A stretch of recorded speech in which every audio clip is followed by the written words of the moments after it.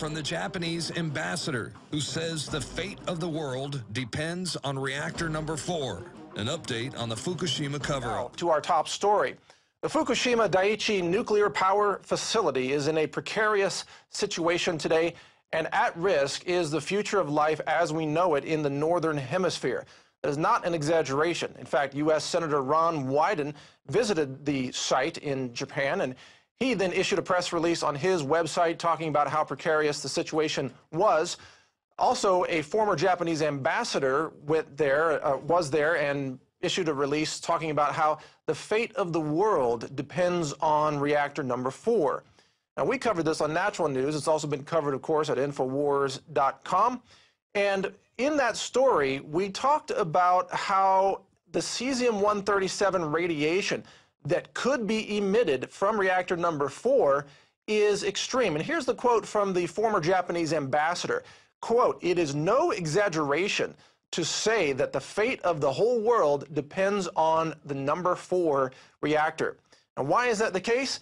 Because there are thousands of rods of fully spent and partially spent fuel rods. This is what, of course, powers the nuclear power plants, but they still contain radioactivity, lots of energy still contained in them, and they're in a pool that could be destroyed by an earthquake or a tsunami striking the Fukushima area. And that could happen at any time. Even a 7.0 to a 7.5 magnitude earthquake could take out that pool and cause this nuclear material to combust, to literally burn right into the open air, releasing a plume of radioactive elements, including cesium-137 and cesium-134, which would then drift into North America from about 6 days to 10 days, and then it could blanket much of the Northern Hemisphere thereafter. Now, if this could cause North America to become uninhabitable by humans, as you can see. This is a quote from a story that I wrote, I believe. Up to 85 times the radiation release from Chernobyl has been calculated. Now, what's interesting is today on the Alex Jones show earlier, we did have nuclear industry expert Arne Gundersen on, and we asked him about that figure 85 times, and we fact-checked it with him. He said he wasn't sure exactly where that was calculated, but he then did confirm that at least 20 to 30 times Chernobyl's radiation was contained in the nuclear fuel rods still being stored at the Fukushima Daiichi site.